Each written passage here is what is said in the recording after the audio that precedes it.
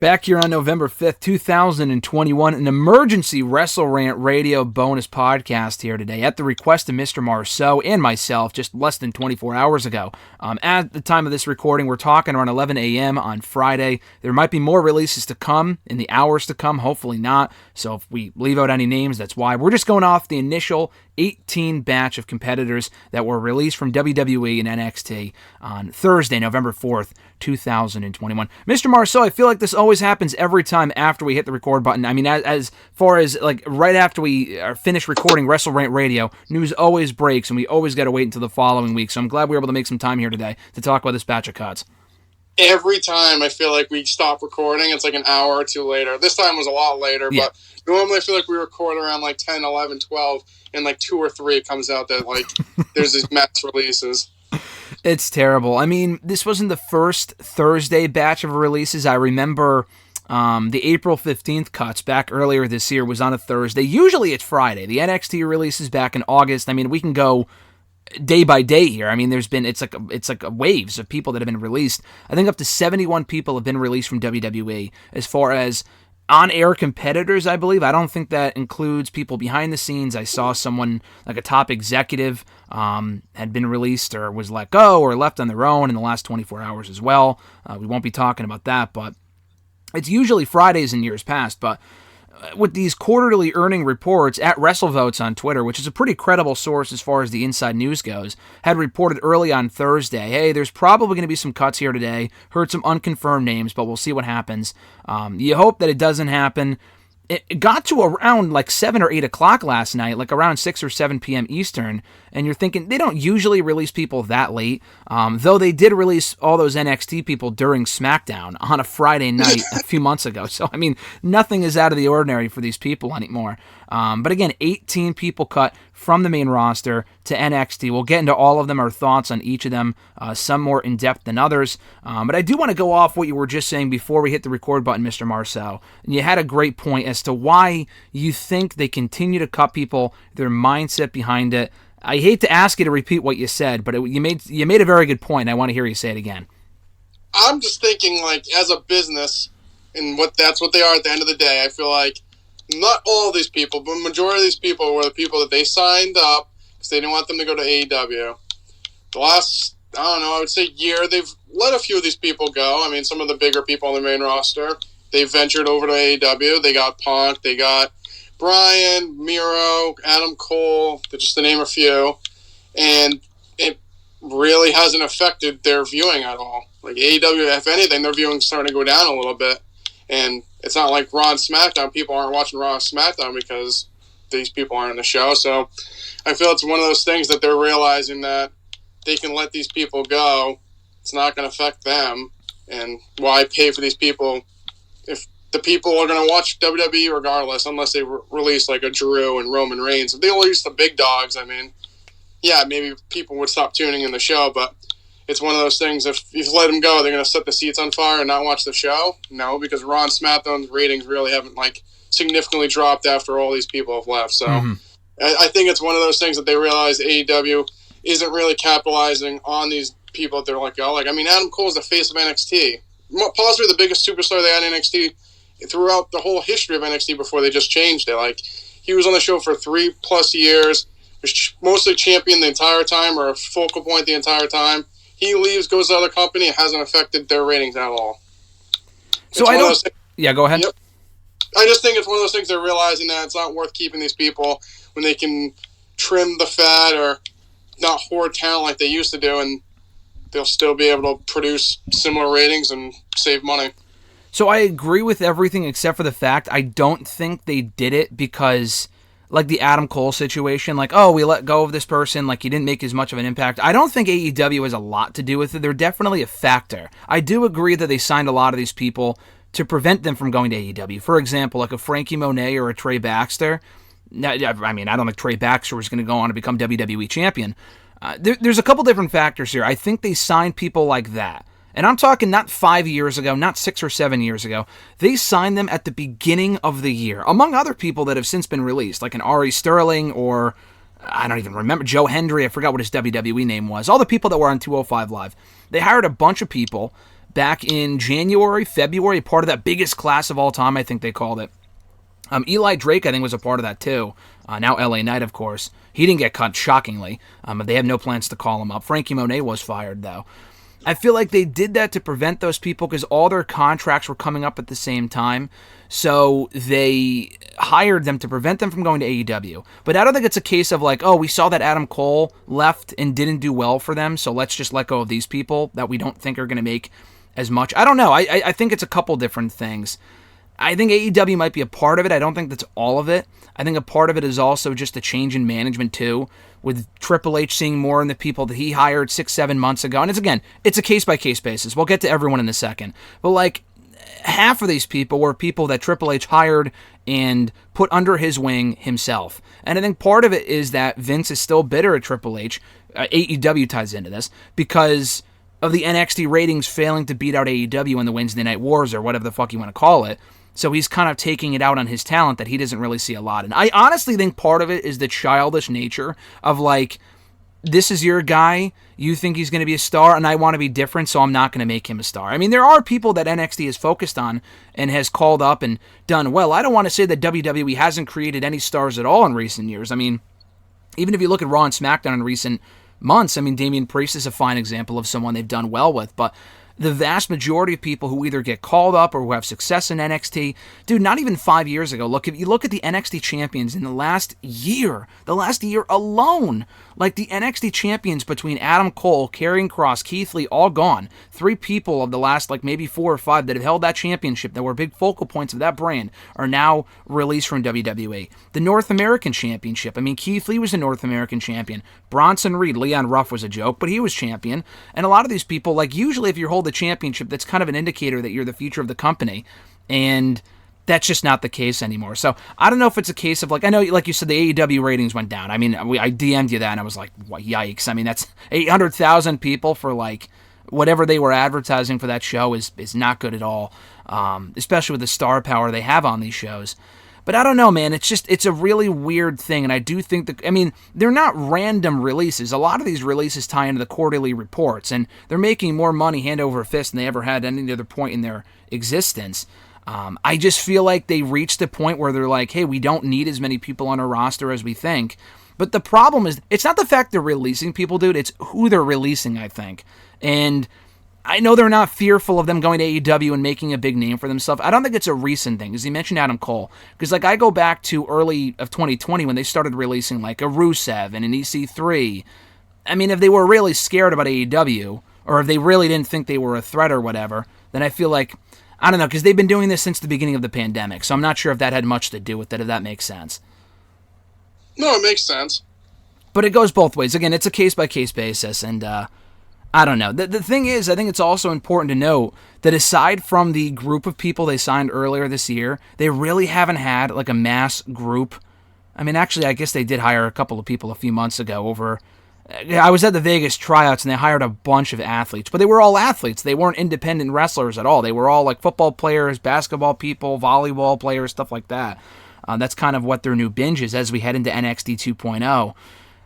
Age is part of it. Vaccination status was a small part of it as well, reportedly according to Fightful, among other outlets. So I don't know. Let's just get right into it, because there's a lot of people here to discuss. Let's talk about someone like a Keithley. We'll start from the top and work our way to the bottom here. Keithley is probably the most egregious out of all of them. Maybe not the most surprising, but definitely the most egregious release of them all, considering...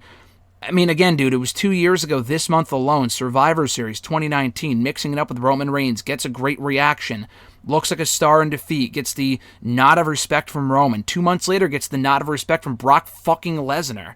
And this company, we've talked about it before, has a big man problem with Mark Henry Kane and, you know, a Big Show and people like that winding down. They don't have a lot of, like, feasible big men anymore. Keithley could have been that guy, but done 10 times the amount of things that any of those other guys could have done. They fucked him up from literally the day one that they debuted him on the main roster. Different theme. He looked like he was wearing a fucking tennis skirt and all the other shit they had him doing that first day. The guy never had a chance. I think the biggest issue with these releases to me, and why I'm so pissed off about a lot of them, is that these guys never had a chance. Guys and girls never had a chance. And I think Keithley is a prime example of that.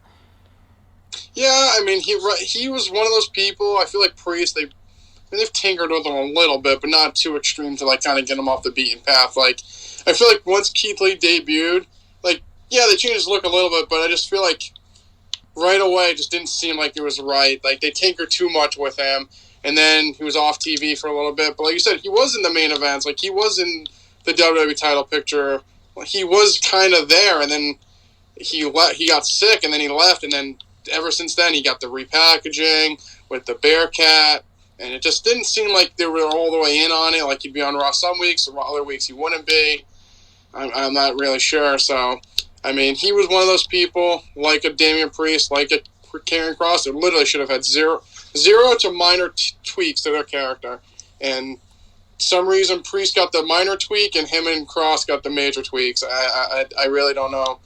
I mean, it's not like there's other people on the main roster that are similar to these people. I mean, they're all pretty much the same. I mean, I feel like Kross, and maybe you could say Kross and Priest are similar, but I mean, no one was like Keithley, and like you said, they don't have really much big men to begin with. I mean, Omos I still think he's terrible. So, I mean, at least Keithley can fucking work. And I mean, I don't know. He was one of those people. I'm so surprised that they fucked him up, and it was just, honestly, it's their own doing. It's not even like he did anything wrong. They just tweaked him way too much, and got to the point that he just was kind of a lost cause. And I was kind of behind the Bearcat stuff. Like I said, he got drafted like 3rd or 4th round in the recent drafting. So I feel like there had to have been some interest in keeping him. If not, they would have just he would have been undrafted. So I'm not sure if that was more of a vaccination thing, and they're just like, whatever, we'll just move on. But I don't know. It seemed like they clearly had new plans for him, because they repackaged him. He was a high priority in the draft about a month ago, or a couple weeks ago, honestly. So I don't really know, but he was definitely the most surprising of everyone.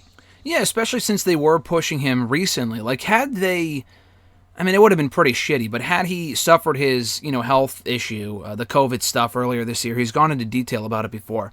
Had that happened, and he never came back, just because they didn't have any plans for him, that would be annoying enough, because it's like, all right, how do you not have plans for a guy that looks like Keithley? They still didn't have any plans for him in recent weeks. I mean, maybe they were going to put him in a feud or something, but let's face it, he was never going to become world champion with this fucking Bearcat shit. You were more nicer to it than I was, but I don't think they were ever going to push him towards a main event level, otherwise they would have done that. I mean, he's gone for the WWE Championship before, but I feel like that ship had sailed a while ago.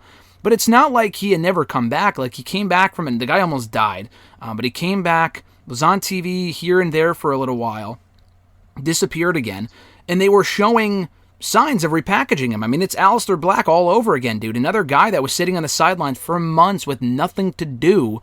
And again, why not just release him when you have nothing for him to do? But then you bring him back, you show some interest in pushing him again. It's not like he fucked up and had a bad match, because that's happened before too. But like, they actually showed a renewed interest in pushing the guy. And I don't know, for a guy that looks like him, for a guy that can work like him, his mic skills aren't the most amazing, but it really isn't. There really is no excuse for why you let go of a guy of his stature, of his skill set. That to me makes absolutely no sense. I don't know. I was just stunned to see that one, just because this guy really should have been a lot bigger than he was, and especially at a time, dude, where we need more stars in this company. And you kind of focus on the crown jewel that is Roman, or the crown jewel of WWE being Roman Reigns. He needs more opponents to work with. He needs people, at least someone, to be able to beat him at some point, which is probably going to be Brock. I still scratch my head and say to myself, why wasn't it Keith Lee? I mean, given the history those two have, they could have kept him as a babyface. Keith Lee was a logical contender to me to win the Rumble earlier this year, dude. And I don't know, like, he felt like a guy that could have had the torch past him and really run with it, but they never even really gave him a chance. That's my problem with it. I don't know for a fact, what's his age? Could you think his age could have come? Isn't he a little bit older? Yeah, I think he's a little bit on the older. I mean, 37 in 3 days, so okay. I mean, not that I feel like that makes it any better, but I mean, maybe it's one of those things that are like, we could push this guy, but in a year or two he could be done. I don't know. For him, he was one of those, I'm just like, it's a head scratcher. Maybe they see like someone in NXT that could basically take over for him. I really don't know, but he definitely was the one when I saw it. Not that I was surprised, because like I said, they've tinkered with his character so much lately, and he's on and off Raw every other week, so I wasn't surprised, but it was more like a head scratching, like, why the fuck would you let this guy go? The age thing would actually make, the thing is that some of the reasons are stupid, but at least it would make, like, okay, this makes sense as to why they're letting go of these people. But, like, if you look at the list of names, there is no one consistent theme throughout a lot of these names. Like, with Keith, it's like, okay, he's older. But then you look at someone like Damian Priest, who is kind of the similar stature of, like, okay, indie guy, does all the same things, like great in the ring, decent talker, the exact same skill set as Keithley. He's even older than Keith. And they're pushing him and put the championship on him. So you know what I mean? Like, it doesn't make any sense as to why they push certain people and not others. Yeah, I was going to say, I thought Damian Priest was even older than him. I don't know. Like I said, maybe it was a vaccination thing. I really don't know. Mm-hmm. But it did seem like, I don't know. Maybe they see someone like an Odyssey Jones as a younger version of Keithley. I don't know. I really don't know. Yeah. I just feel like he was built, or maybe, like you said, maybe it was a very vindictive approach, and Vince was like, "You think this guy's good, Triple H? Well, watch what I do to him," and just bury the guy. I don't really. He was one of those people. Like, he was so over. I mean, he literally was like, basically before he came to the main roster, it was like the face of NXT with Cole. He had that match and unified the belts, basically, or had both belts, and then literally a month later, he's a fucking tennis skirt and looks like a goof, and the rest is history. Yeah, just like, they honestly go out of their way, and when I say they, I mean Vince, obviously. He goes out of his way to fuck things up that have, like, you don't even have to do anything. I mean, how many times have we had this conversation with people like Aleister Black and Shinsuke? You don't have to tweak a single thing about them and their star. You don't even have to make stars. That's probably the worst part about all of this, is that they're not even putting in the work to create a lot of these talents. They just kind of sign them from the independent scene. All you have to do is just push them in most cases. Just book them well, and they can't even do that. So that's why I fear for, like, the NXT 2.0 people. Braun Breaker and people like that, they're grooming from the ground up, which is great. But just because Vince has a little more control over NXT doesn't mean that he's not going to change his mind on a lot of these people once they hit Raw or SmackDown, because it's a totally different beast. So I'm not even sure people thinking, oh, like, at least this crop of people in NXT 2.0 will be fine. I'm not too sure about that. So we'll soon see. But talking about, speaking of NXT, another former NXT champion, and Karrion Kross, they let go as well. Another guy who had even less of a chance than Keithley. At least Keithley came in, beat Randy Orton on pay-per-view, had a couple of WWE title matches, prominently featured on Raw for a little while. Didn't completely ruin him, but it was, they tinkered with him. Karrion Kross, they completely fucking ruined. And we've already had this conversation before about the debut and what they could have done and the wait-and-see approach. I'm pro, like, looking for a wait-and-see approach sometimes. I'm all for that in most cases, but with a guy like Karrion Kross, after how he was built in NXT, to me it made zero sense to completely cut his legs out from underneath him the way they debuted him on the main roster, and he never recovered. And that was 3 months ago. It's not even like it was 5 years ago or 2 years ago. It was literally 3 or 4 months ago. They gave him the stupid fucking Shredder mask. He was fucked from that point. They never gave him Scarlett. Scarlett got cut too. Why they would let go of someone like Scarlett that looks like her when Vince loves his blondes, that also surprises me. Again, it's not like she's an indie worker. Like, the woman can't really wrestle for shit. She's not that good in the ring. But, like, they can find another role for her on the show, and they never even did that. So, again, another head-scratching decision, because I feel like Karrion was a guy, even more so than Keith, that I look at and I say, that's a WWE guy. And that's why I was happy when NXT signed him about a year and a half ago, because I'm thinking, that's the guy Vince is going to love and want on his main roster and want the big entrance and the blonde chick by his side, all this other shit. And they completely fucked him over within record time, too. It's honestly quite amazing. So, give me your thoughts on the release of Karrion Kross from WWE and Scarlett as well. All right, I gotta apologize. Time to eat crow. I admit it. I shouldn't have lost to Jeff Hardy. Terrible idea. I think he was more screw-upable than Keith Lee, even though that's not a word. I just feel like he wasn't, I wouldn't say not over, but, like, I feel like there are a lot of people, even when he was at NXT and was over and winning a lot, I feel like a lot of people just didn't care about him. And it was more like, if anything, I was more worried about they would kind of pull like a Mark Miro Sable. Like, people just didn't really care about him, and they just, like, push Scarlett, which, like you said, she's awful in the ring, so I don't want that. But they didn't even go in that direction. They just changed his gimmick to make him, like, Axe and Smash 2.0, and then everyone thought it was stupid, and then he was off TV, and I couldn't tell you the last time he was on Raw. So, I mean, I don't know. I really don't know. Like I said, he's similar character to Damian Priest, but I feel like, okay, I don't know. He was another head scratcher, but I think he was more fuck-upable by the WWE than Keithley was. I just feel like he didn't have the biggest fanfare behind him to begin with, so once he started getting fucked up, I think people just didn't care anymore. With Keith Lee, I mean, people were like, what the fuck? With Karrion Kross, I just feel like they're like, oh, well, here we go. Yeah.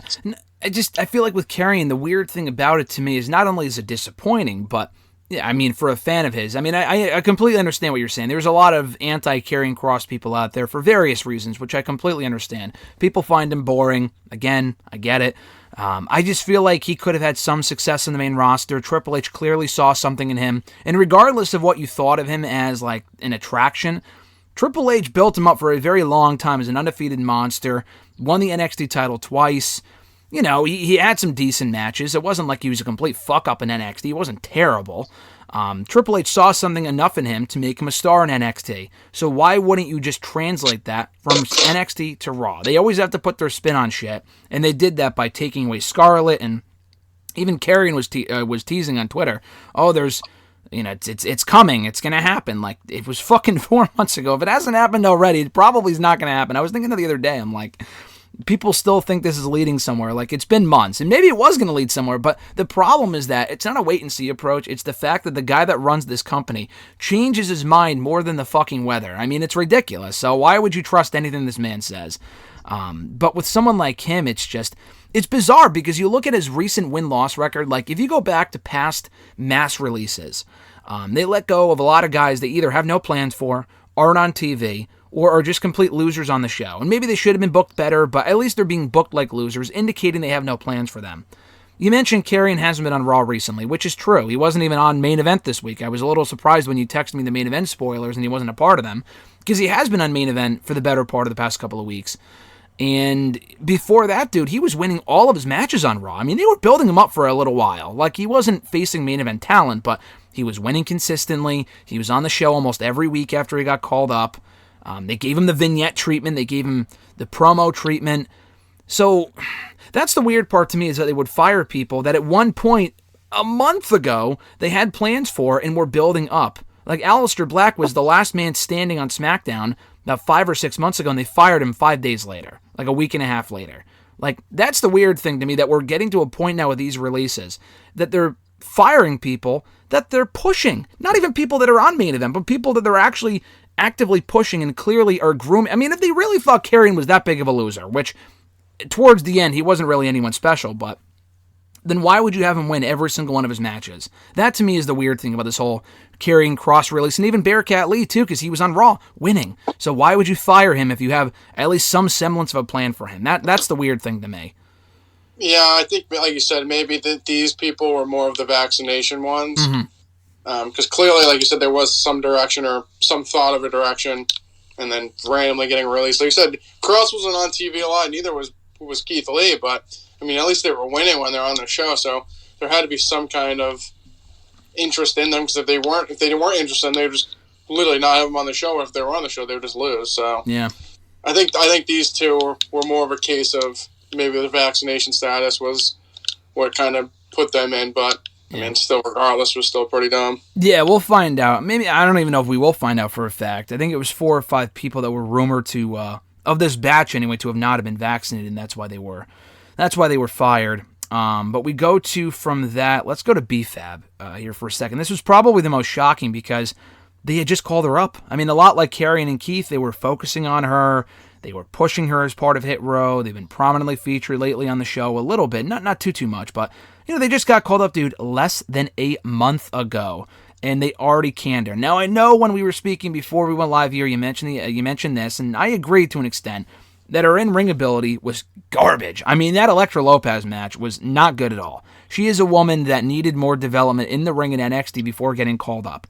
That has not stopped this company from doing... That has not stopped this company from doing even dumber things in the past. That's what I don't understand. Dana Brooke is still there. I'm not advocating for anyone to lose their job, but she's a prime example of someone that was never ready to be called up, And they've kept her on the main roster this entire time. She somehow escaped this round of cuts. Nia Jax got fired. We'll talk about her, but she was another one. I mean, she had the family ties, but there's a lot of people that were not in-ring ready when they got called up, and they were called up anyway. And she didn't even have to wrestle. Like, she could have been on the main roster, not wrestling, and just be a valet, as she was in NXT before her recent match against Elektra Lopez on the show. And they didn't even do that, dude. So this is really disappointing because, I mean, Top Doll is he's eating crow now too, because he's like, oh, why would they touch us? Like, give us a chance. And then they fucking fired her. So, like, shut the fuck up, dude. Like, you gotta know how this company works at this point. But this one was really disappointing. Not because she could have become a future women's champion, but Hit Row isn't the same now without B-Fab a part of it, and I thought that was really disappointing. Yeah, this was definitely one of the more shocking ones. Just like you said, she just got called up. Like you said, she's horrible in the ring, but I feel like as a valet or part of Hit Row, she was like not an important piece, but she definitely she fit the group well, and it definitely helped the appearance and in the group as well. So I mean, maybe she's a vaccination one. Like, maybe I'm going to go with all the ones I'm shot by. Maybe she's a vaccination. Yeah. I just don't know why they released her. Like, they literally just called her up. They just had her on TV. So, like, wrestling, which she had never done before. I can see why she never did that before, but I don't know. I feel like she fit the group well, so I don't know why you just immediately break her off. It's just another head scratcher. Doesn't make a lot of sense. If she's not ready in the ring, okay, just have her with the group. If she fit well. I don't know. I don't know. It makes no sense. Definitely a head scratcher for sure. I thought, yeah, she wasn't great in the ring, but she could have easily been a valet and she could have worked on the side to get better in the ring if that's what they really wanted her to be. Like you said, there were plenty of people, even like Apollo Crews, like he's starting to finally hit his stride, but like when he first got called up, I feel like he wasn't even ready just yet. Yep. He got to being on NXT for like probably 6 months, and he was never even featured. Now he's starting to kind of get his footing, but I mean, not everyone's ready right away, and maybe that's what Vince is pissed about. Like, all these people aren't ready. Okay, well, not a lot of people are ready, so it is what it is. But this one was definitely one of the ones I just saw it, and I was like, why? Like, why? Like that? Like Keithley and Kross weren't too shocking because I figured like they're not being booked well. They changed them. They fucked them around. Like people are pissed. Yada yada yada. I feel like, yeah, people saw that match against Elektra Lopez and were like, okay, that was horrible, but then they got called up, and I'm like, okay, like they haven't really been on TV a lot since being called up, but I don't know. I don't know why you'd let her go. I feel like she was a great part and a part of the team, and I don't know, I feel like now they're missing a little bit. This kid just can't get over the fact the match is horrible. Dude, but this is the thing, though. This is what I don't get about this fucking company. It would make a lot more sense if she had a bad match on TV and then they fired her the next week. That match that we're talking about was at least over a month ago. It was at least in late September. So she does the match. It's a bad match. And then, I don't know, they actively proceed to call her fucking up to the main roster. I mean, seriously, dude, like, why would but maybe calling up the group more and she's just kind of tagged along. But you don't have to call her up with the group. I mean, how many times have we seen this happen with the... But then you would be leading the campaign complaining that she didn't get called up with the group. Yes, but then they would have fired her, though. That's the thing. Why would you call her up with the group and then just proceed to fire her? At the very least... Change, pal. What'd you say? Plans change, pal. This is the thing, dude. Like Scarlett, they didn't fucking call her up with Karrion Kross. Maybe there was a plan there, maybe there wasn't. Maybe they didn't see her as being in-ring ready. She had a match. She had a dark match before SmackDown, and I'm sure it wasn't very good. I've seen Scarlett wrestle before. She's not very good in the ring. She's great as a manager. So maybe they saw that and they're like, maybe we don't really want her with Karrion in the main roster as a wrestler, so let's not even bring her up and we'll get rid of her at a later time. Who knows? They didn't even bring them up. They didn't bring up Nikki Cross with Sanity. She came up at another point. They didn't bring Carmella up with Enzo and Cass, because she also was not ready by the time they called up Enzo and Cass. They don't, there's a lot of factions they don't keep together, specifically with the women. A lot of these women in these factions get left behind, especially if they're not in-ring ready yet. They actively brought her up, and he runs NXT, so he saw that fucking match. He saw the match, he calls her up with them, and if you're going to let her go, then don't even bring her up with them. It goes back to my point about all of this. Why should I care about anyone on these fucking shows if at any point they could just turn around and get fired for literally no reason? So, like, why should I give a shit about Hit Row or B-Fab if she's just going to get fired the next week? I think that's my biggest problem with all of these releases, to be honest with you. I mean, I get where you're going a little bit, but like I said, maybe they went to her and they're like, hey, we really just, like, maybe they said they want her to go down to NXT and train more. She said, no, I don't know. I feel like there's a little bit more circumstance. True. Or they said, we only want you to be a valet. And she was like, well, I want to wrestle too. And they're like, well, that shit ain't happening because they're terrible. I don't know. Like, I feel like there's sometimes some underlying circumstance that we don't know about. But like you said, or they called her up and they're just like, actually, we're going to let her go. I mean, I feel like they changed their mind fucking an hour before Raw happens, let alone calling someone up. And I just feel like this was definitely the most shocking one because, like you said, she just had a TV match. She's with the group. She was an intricate part of the group in NXT. They really haven't been featured too much on SmackDown, but I don't know. I just feel like she fits well, and I really don't know why they'd break them up. But like I said, maybe there was some things that were discussed and they didn't agree upon. It could be a vaccination thing, but this was definitely the one that I saw. Like I said, it's not like she's the greatest, but I'm like, they literally just called up the group. It doesn't make a lot of sense. It's one of those things. I know what you're saying. Maybe there's more to it than what meets the eye, which I agree with. But the problem with this company is that you could say that about like 99 of the last percent of the last releases, that you hope that there's more to it as to why they got rid of this person, but there never is though. Like nothing ever comes out as to why they let go of them. They just randomly let go of them. Like the Bronson Reed thing. It's like you would think, okay, maybe he had like a falling out with Vince and maybe he pissed in his coffee or something. I don't know, and that's why he was let go. He was just let go randomly too. Like, no reason. Like, they're just, we don't have any plans for you in the main roster, so let's just, let's just let go of you now. They just don't have any plans for him. I guess, but it's like, you would think there'd be more to it than that. I feel like we look at it with the fans look. I mean, we see these people and like, oh, yeah, great. They look at him and say, how much money can we make with this person? Yeah, not that much. Okay, we'll just let him go. I feel like that's the problem. We're looking as a fan aspect saying, oh my God, this person's made, especially like I said, the Crosses and the Lees and the Coles. I mean, Cole left. That was a little bit different. But like those people, we look at them like, oh, these guys are great. But to them, they're like, oh, like they're great, but we can make someone else a bigger star.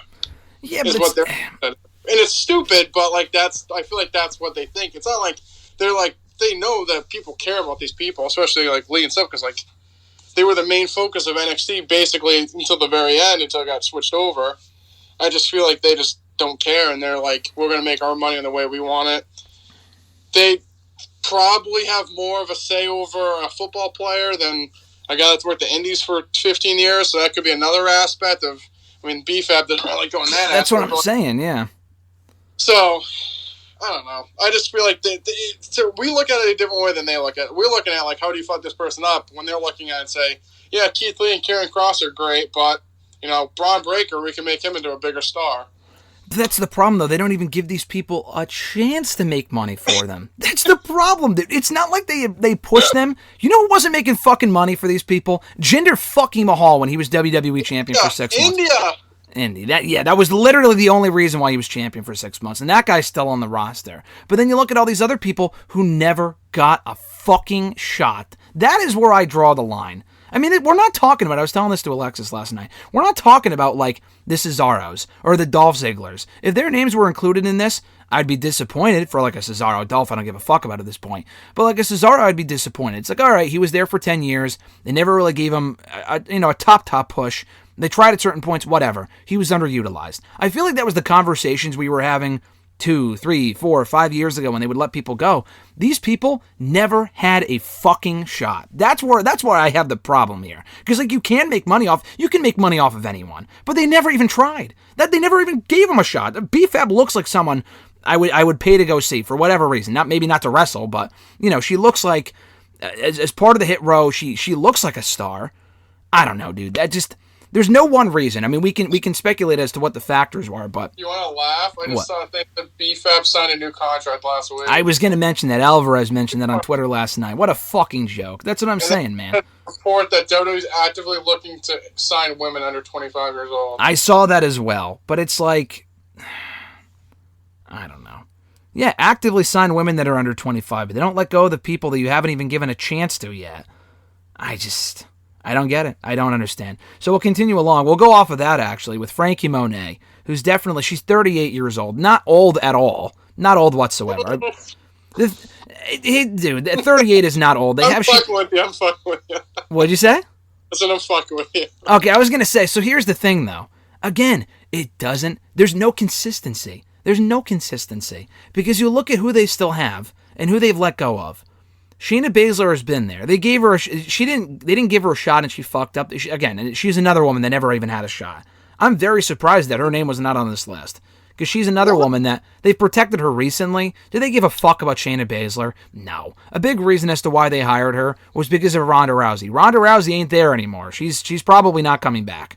So why would they even bother keeping Shayna? They've pushed her recently, but as indicated by Keith and Karrion, that doesn't exactly mean anything. So they still have Shayna. They still have Asuka, another woman that, I mean, again, she's great. She's done everything there is to do. I really don't give a fuck about Asuka at this point. Yeah, but that's not the company's fault. She's literally won everything. Yeah, I know, but I'm saying that they've given her a shot. She's had her run. She's not going to make any more money for them going forward, I wouldn't think. What do you mean? I don't know. I mean, that's like saying Becky Lynch, she's done everything. She's not going to make more money. I mean, you need those people that have been there for a while. I mean, I don't have any issue with Asuka still being there. I mean, I don't have an issue either.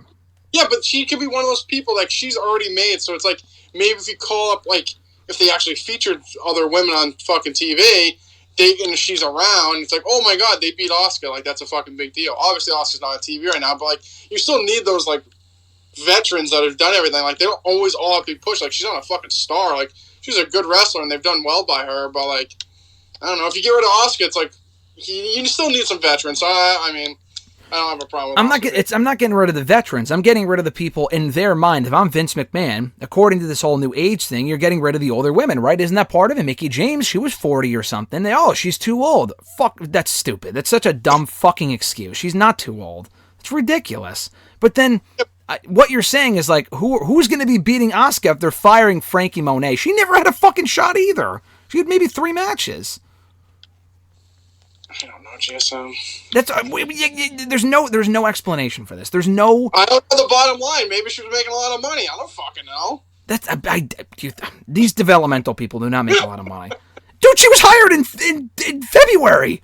They didn't give these people hefty contracts during COVID, I doubt. Especially after firing all those other people. It's not like she's been here for 6 years in developmental and they never gave a shot to. She's not Jeet Rama. Jeet Rama's been under the contract with this company since April of 2015. He was someone they hired, someone they thought had potential. They did absolutely nothing with him. They dusted him off recently on NXT, and then they cut him because they were like, all right, he's not going to pan out.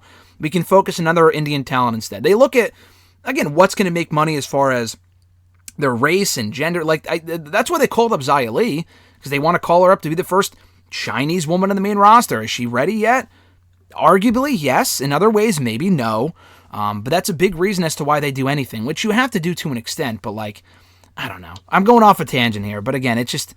Right. Let's keep it going here. Franky Monet. Any other additional thoughts on this one? No, I thought she was good. Like, I admit she never had a chance, but I just don't think she was ever gonna be a big star to them. I just feel like they just scooped her up when they did because of what's going on. I mean, she is married to John Morrison, so that probably helped a little bit too. But like, he's fucking meditating backstage, so I mean, he's killing it right now. But no, I mean, I don't think she really had a fair shake, but I also don't think they really ever had any plans for her. So, I mean, do I think they should have? Probably. She's a really good wrestler, but she's not. I don't like. She doesn't feel like a WWE wrestler, if that makes sense. So I wasn't too surprised when she got called into NXT, and she literally, like you said, would she wrestle 2 or 3 matches? She fucking manned with Robert Stone to that fucking bullshit for like a month or 2, and then she was kind of doing her own thing lately, and then they let her go. So, I mean, I'm not too surprised, but I just, when they initially signed her, it wasn't like I'm like, she's going to be NXT Women's Champion. I feel like she would be like a stepping stone, if anything, and she never even really got to that point. Hey, at least Aaliyah has a chance, right? I mean, the fact that she's still employed. I mean, dude, this is what I'm saying. I'll pull a GSM here. I don't want to see anyone lose their job, but like, why is she still employed? Like, she got called up like 7 months ago. She hasn't been on TV. But B-Fab, Vanessa Bourne they got rid of, right? Yeah, Vanessa Bourne got canned. Yeah. Yeah, I mean, I love Vanessa Bourne, but like, she's basically like Aaliyah right now. Like, she got called up and we didn't see her once. Like, why bother at that? I just. I mean, I don't know. See, like, that's the thing is, like, we're saying, like, oh, you see all the NXT. They do call up some NXT people and make it right. Like, at first we thought Bianca was ruined, and I feel like she's been booked well, and I feel like she could be a cornerstone for the division. But, like, then there's other people that were like, oh, they're not going to fuck them up. But the thing is, they kept her the same is the problem. The people that they start tweaking is the ones I feel like aren't getting over or losing luster because people are like, what the fuck? Instead of just chanting for the person I remember in NXT for X amount of years that they were there, it's like, oh, okay, like now they're getting older, they're getting better in the ring, they're more developed. Okay, we're going to cheer for this person. Like Bianca, she's the perfect example. Damian Priest, like they called them up and they're basically the exact same character. Yeah, they've tweaked Priest a little bit. I feel like Bianca's, I mean, I think now she's babyface, but she really wasn't NXT, but like they kept the genesis of the character the same. With these other people, they keep changing the shit, so people like, they're not getting the same reaction because people are like, what the fuck? Okay, this is new and kind of maybe cool. I'll give it a chance. The next week, they're coming out in fucking tennis skirts, and no one's like, what the fuck? Like, that's the problem. Like, I feel like the people that they've screwed over, the ones that they've tweaked the most, when the people that have succeeded coming from NXT are the ones that literally had minimal changes, if any. Yeah. And their insistence to change certain people over others, again, there was no rhyme or reason to any. No, there's no rhyme or reason on that. It's not like they change the guys, but they keep the girls, or vice versa, or it's a race thing. No, it's an age. It's nothing. There is no common theme throughout the people they have booked well and the people they have not. There's no consistency at all. I don't know. Aaliyah was given a chance. She's still there. Honestly, dude, I'm shocked Ricochet's name wasn't among this bunch. I'm very surprised. Elias, I'm very surprised. That guy's not even on the show. What'd you say? They're repackaging Elias. Yeah, they were repackaging him. He's still in the fucking box. That's yeah, they're still repackaging. He's still at the mail center as we speak. I don't know if he's coming back. Again, it's not like Ricochet's been booked like a complete and utter loser. But you start pushing Karrion and Keith, and again, maybe there's a COVID thing attached to the vaccination thing. And I'm not saying I want to see Ricochet get fired. I would like to. You mentioned before you want to see him put the mask back on when he leaves and go do something else. I agree with that. But it's weird. It's very, very weird. So, yeah, Franky Monet. Ember Moon was another one. She had a shot at the main roster. They never really gave her a chance. She went back to NXT, almost had her career ended via an injury. She went back, never really found her footing. She did the tag team thing with Shotzi and had a decent run there. That one doesn't overly surprise me because she clearly did not fit into the mold of, NXT 2.0. But it goes back to what you were saying earlier. Regardless of how old she is, she was one of those people that I think could have been in NXT 2.0 that the Cora Jades could have worked with, or the Elektra Lopez's of the world, and people like that. I wouldn't have fired her anyway, but I feel like if anything, in their mind, they probably should have kept her for that reason alone. But they saw her as expendable and they got rid of her, and I think she can be a good asset wherever she ends up. Yeah, I wasn't surprised by Ember Moon. I feel like she just never really had she got called up. She was like getting pushed a little bit, but when she came up, I feel like it was still like when the Four Horsewomen were kind of running shot. So she kind of was behind, especially like Asuka and Bliss. Like she was there, but just never really got it. Never really got the right push. And then I think she got hurt at one point, and then she went back down to NXT. She got hurt a few times, I feel like. Then she went back down to NXT. I realistically would have just kept her down. If you're not, I mean, she's good enough in the ring if you want to, like you said, build up the girls that you're going to start pushing, but you want someone to work with them. I mean, I don't know why you would just keep her down there. Like Dakota Kai, I mean, why wasn't she on this list? I mean, she's been in NXT for like... that surprised me too. Very surprised. She's been on NXT for like 70 years, and they change her character every week. I mean, it doesn't seem like they're going to call her up either, so it's like, what do you do? So we'll see, but I don't know. I don't get it. Mia Yim was another one. She was called up as part of that awful, awful, awful Retribution bullshit. Never had a chance. Never even resurfaced. I mean, she took time off to help out with, Keithley and the whole health thing. But even after that passed and he came back, they never even incorporated her back into the show. And the worst part about it was that you look at the draft, some of the people they didn't draft were let go. Like, when Metalik and Dorado weren't drafted, that was kind of an indicator, okay, they were on TV recently. If they're not getting drafted, that probably means they're getting released, which is what happened. Mia Yim, they drafted. They drafted her to Raw, which told me, okay, if she's getting drafted, then we'll probably see her on Raw one of these days, on the same show as Keith, and they got rid of her. Not saying she's like the greatest women's wrestler ever. I think she's very good. I enjoyed her run in NXT. Another woman at a time, dude, where they need more fresh faces in these divisions on all of these shows. Why would you get rid of someone that never even had a chance? Again, that's what I keep coming back to, but this one I don't really understand either. I mean, this could be a vaccination one if that's with Keith as well. I mean, they're married, so if that's the case, I can see why. But yeah, she was one of the other people caught up in that terrible retribution. Oh my god, that's awful. Like, why? Like, oh my god. No one is better off for that at all. I mean, I don't think anyone said it was a good idea. I think some people said give it some time, but like, I don't think anyone said this is amazing. Like, there was just an awful idea, and I don't think no one came out of it better. I mean, Mason T-Bar, I mean, just turn him back to fucking Dominik Dijakovic. Jesus Christ. I like Mia Yim. I just feel like she's another case that they just, how to put this correctly, they just don't know how to book someone unless they're a champion. I swear to God, it's just like the women never really have any feuds that aren't based around a championship. The people they pushed recently, especially that aren't for championships, like the same old retreads. Like, they brought Zelina Vega back. I like her, but like, she's like met in the ring at best. Carmella, she's been there forever. I mean, Bianca got pushed, but she went right for the championship. They just don't know how to push anyone correctly without the championship. So that's why I fear for Shotzi. Like, she's at least on the show. But. Yeah, so was Keithley, though, and they fired him. So I was surprised that Shotzi wasn't. No one is safe, dude. Nobody's safe except for Roman and maybe Randy Orton. Well, Drew McIntyre too, but yeah. Maybe. Yeah. Dude, they cut Braun Strowman. Yeah, I can see it. That's what I'm saying. Yeah, but that's different. Braun Strowman's he couldn't even tie Drew's boots. Dude, they don't give a fuck. They don't care. It doesn't matter if you could work a match or not. They don't care. They like their big guys. Honestly, I'm more surprised they kept Braun, or they fired Braun and kept Drew. I know Drew's been a big star for them in the last year.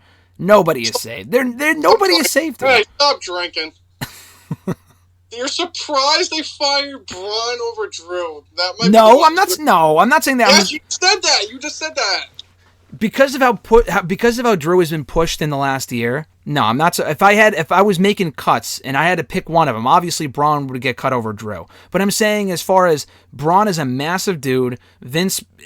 Remember that GIF that I showed you 5-6 years ago where Vince was getting a fucking boner over Braun Strowman? Like, that's how I still feel. I think that's how he still feels about him to this day. I'm sure he'll be back at some point. But, like, if they're cutting Braun Strowman, who has been prominently featured, big guy, makes them lots of money, and crowds love him, then why is anyone else safe? And I'm not even the biggest Braun Strowman fan, but that's just a fact. I mean, I honestly forgot he was with the company until you mentioned his name, so. Who, Braun? Yeah. Exactly. That feels like it was last year. It was only a couple months ago. They can release all these people, and I mean, I watch a show every week, and I forget that. I even forget that some people even employed. So a lot of people forgot Harry Smith was employed. He got cut yesterday too. Never even returned to TV. Had one dark match, and I guess they didn't like what they saw because he was fired. He was just fired last night. Why? Why even rehire him? What a waste of time. Yeah.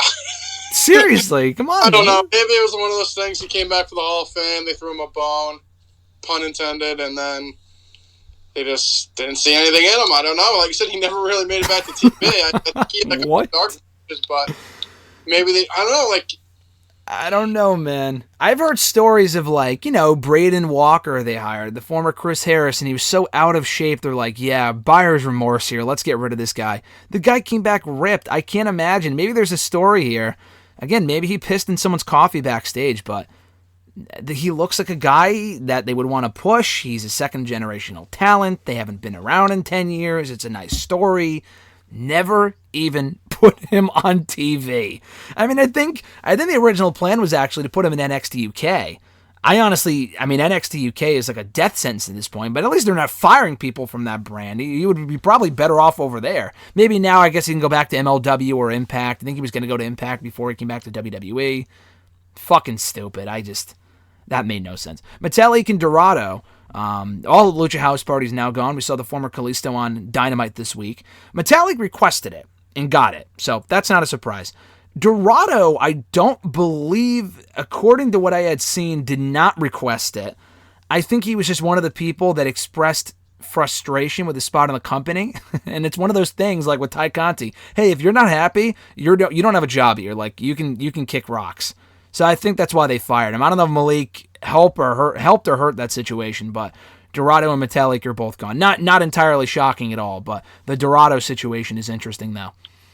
No, I think that honestly, like, once I saw that Metalik asked for his release, I kind of figured they're both gone. I feel like they're kind of like a package deal, especially with how they've been booked together. I mean, I don't think Lindsay Dorado's like going on this big singles run, so once I saw Metalik wanted his release, I kind of figured they were kind of a package deal, and if Metalik went, then they would let Dorado go as well. But I thought they were both good enough in the ring. I mean, they were part of the Cruiserweight Classic. I know at least Metalik was, but they just kind of never. Once the Cruiserweight division kind of fizzled out of the main roster, they didn't really do too much besides maybe a couple sporadic tag title runs or challenges. But besides that, they were pretty invisible on TV. Yeah, and they were never really prominently featured, but it gets back to the problem that another issue that this company's had for a long time now. Who's this next Latino star? I mean, Andrade is gone. Not that Metalik and Dorado were ever going to be that person. Metalik was very good, but his writing was on the wall from how they booked him from the get-go 5 years ago, so that doesn't really surprise me. But I think Rey is like the only masked luchador in the company. Santos Escobar, but I've seen some things that Vince doesn't exactly love him either due to his age as well. I don't know. That's another issue for another day. Katrina Cortez, another name gone. Again, another maybe Latina girl that they could have groomed and made better and whatever. She was never great. She's been there for a few years. This one doesn't overly surprise me or make me as mad because she's been there for a while, and I just don't think they saw her progressing maybe at the rate that they wanted to, and they got rid of her, even though she is very young. So again, you talk about, they want to hire women under 25. Well, she was like 22, I think. They still got rid of her. Jessie Kamea, I don't know how old she is, but she's been there for a very long time. Again, not shocking. She was another one they just did absolutely nothing with. She's been on TV. No, I know, but she's one of those perennial enhancement talents like Aaliyah that they were never, ever going to push her. She was only there to do the job. They were never going to... I've said this for years, though. The rule with NXT should be, listen, let's bring this person, whether they have independent experience or not. Maybe you can be more lenient towards the people that don't have independent wrestling experience. You give them 2 to 3 years. If they don't get better and you don't see anything in them, then you let go of them. She's been there forever. That Jeet Rama guy had been there forever. And then if you don't see any progression, then you get rid of them. That's what developmental should be. Or you don't call them up real quickly, or you don't keep them there for 10 years. That's what I don't really understand. And Zeta Ramiro was also let go. She beat Toni Storm on an episode of NXT a long time ago. She hasn't wrestled in a very long time. So again, her release isn't overly surprising either. Any of those that I mentioned that you want to comment on? Cortez, Kamea, Ramiro, any of those women? I mean, I don't know how long. I mean, Kamea, she was with Franky Monet, right? Or am I making that up? Kamea, she was. I think everyone that Robert Stone has managed has since been fired. Besides Aaliyah. She got called up. That doesn't really count, but yeah. No, I mean, none of those people really shocked me. I thought Kamea was like decent. I don't think she was the greatest, so not surprised that she got released. But I mean, if you're linked with Robert Stone, I mean, apparently it's a death sentence now. It basically is. Hey, Zion Quinn, don't pick up your phone.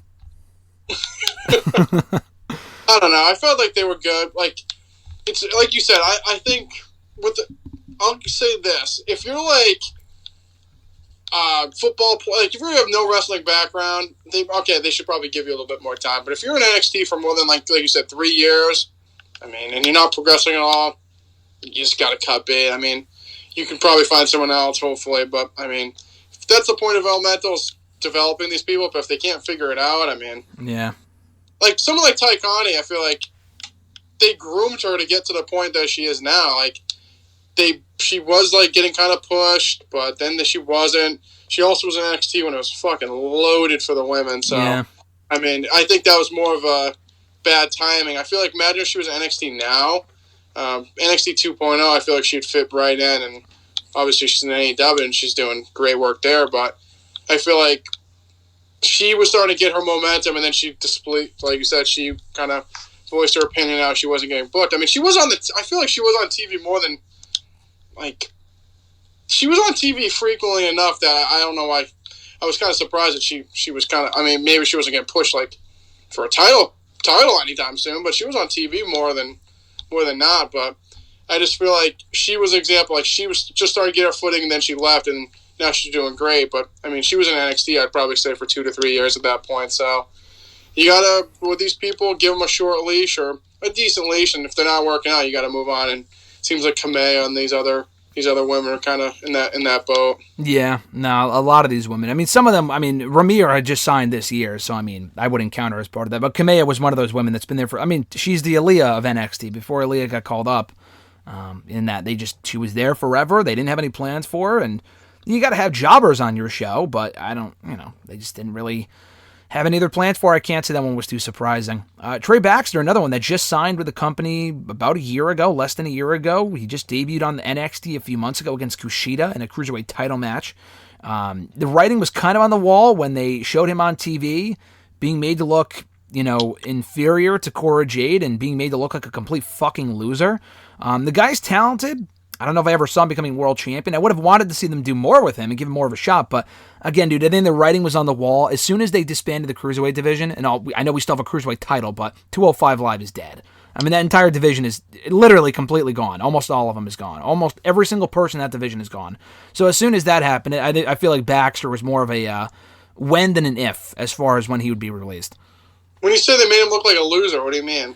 So every time he's been made on the show, he's lost a lot. And he would be shown backstage, and she was like, she would win her matches, and then she would be like, oh, like they would be, the segments where they were shown kissing backstage.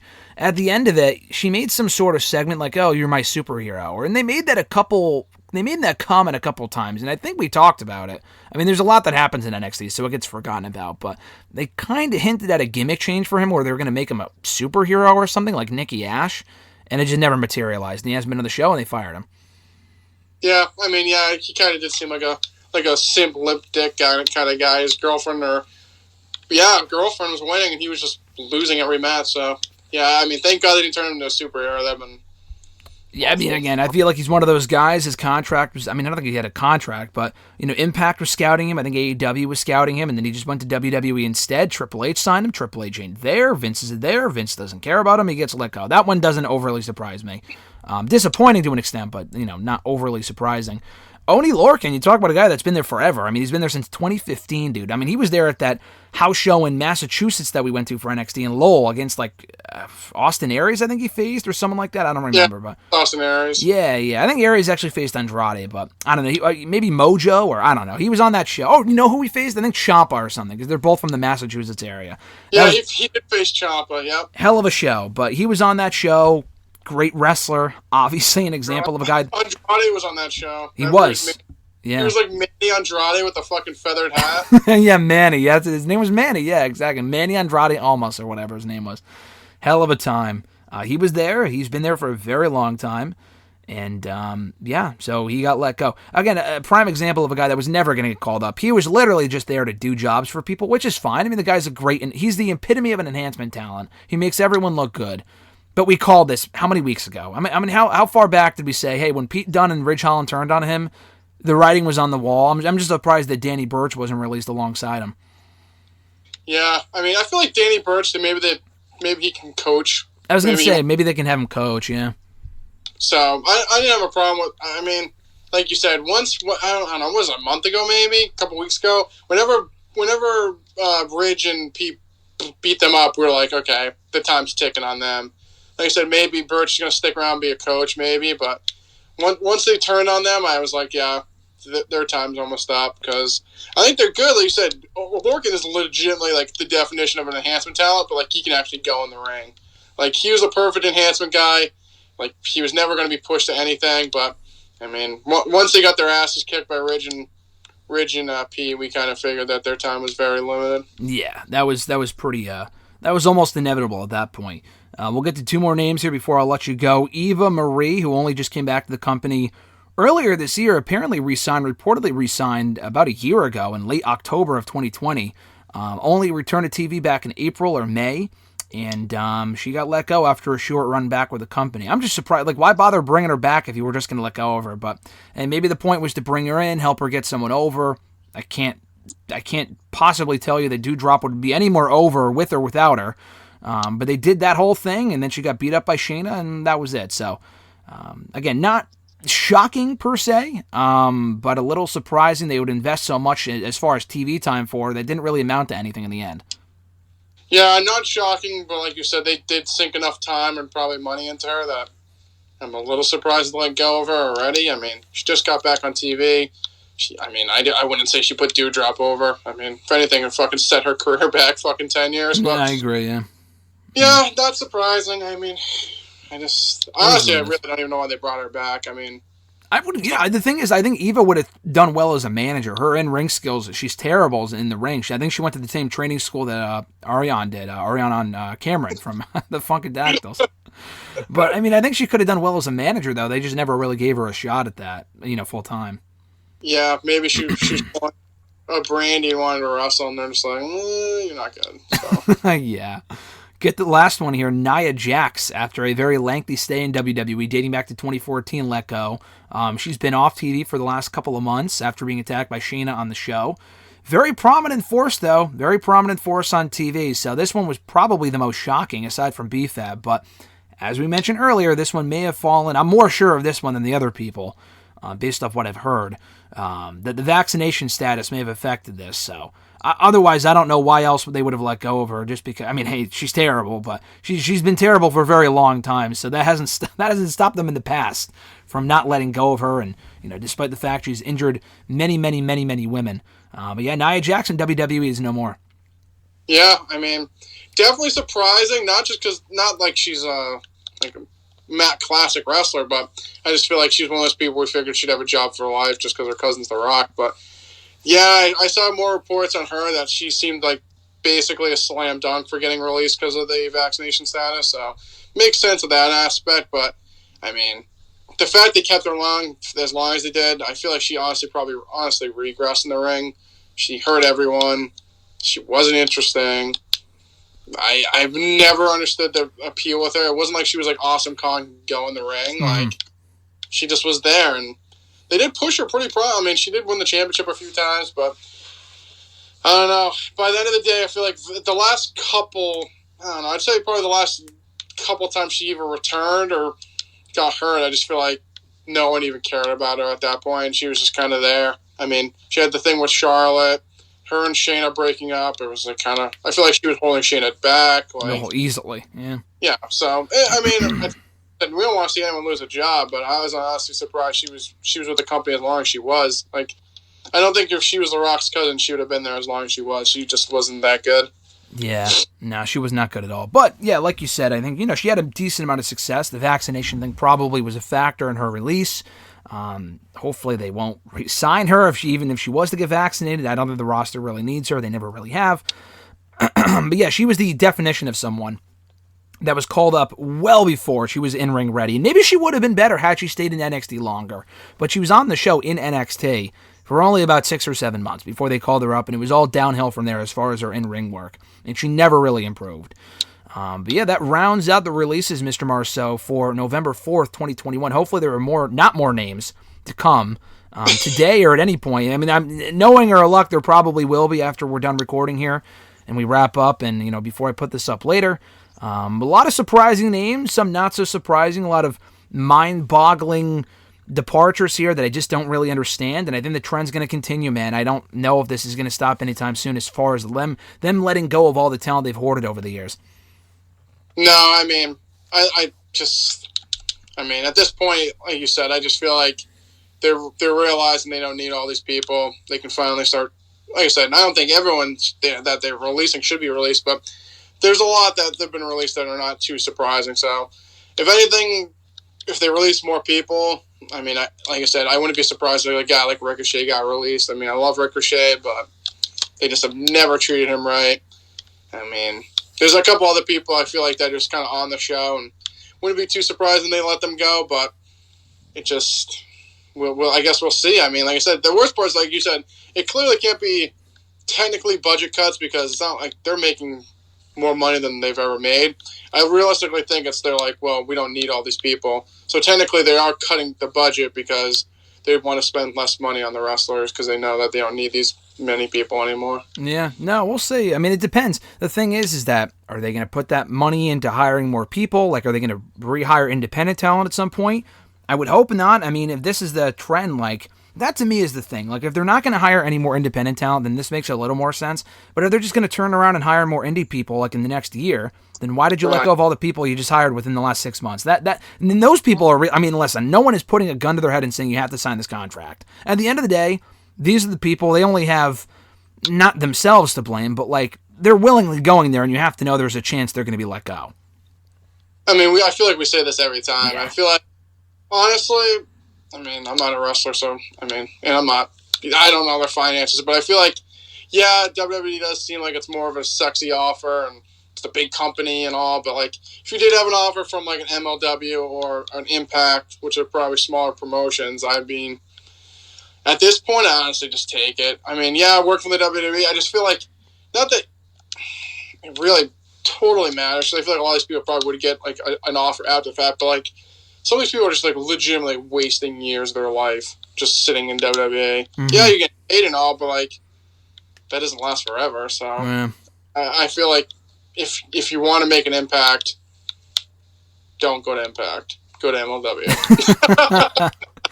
That's a hell of a way to close it, Mr. Marceau. If there's any more releases in the days to come, which hopefully there are not, we'll discuss it next week on WrestleRant Radio. I feel like we have this conversation almost every other month, and never gets any easier, but it's always entertaining to a certain extent, breaking down certain things like this, and for the wrong reasons. I mean, a lot of this shit is just completely unavoidable, but some of these rants are very productive, so I enjoy that aspect of it. But yeah, we'll be back soon. We'll talk more about this next Thursday as far as where we see each of these people specifically ending up. I'm sure a lot of them, the more talented people, will end up, they'll be perfectly fine. I have no doubt about that. Even with AEW hoarding talent, not even hoarding talent, but like signing pretty much everyone, including if Tony Nese can get a job there, I'm sure Keithley will be perfectly fine, or an Ember Moon and people like that. So no slight on Tony Nese, but AEW signing pretty much everyone at this point, and there's always an Impact or an MLW and New Japan and stuff like that. So Mr. Marceau, this has been great, brother. I look forward to the next time, and enjoy your weekend, brother. I'll catch your ass down the road. Later.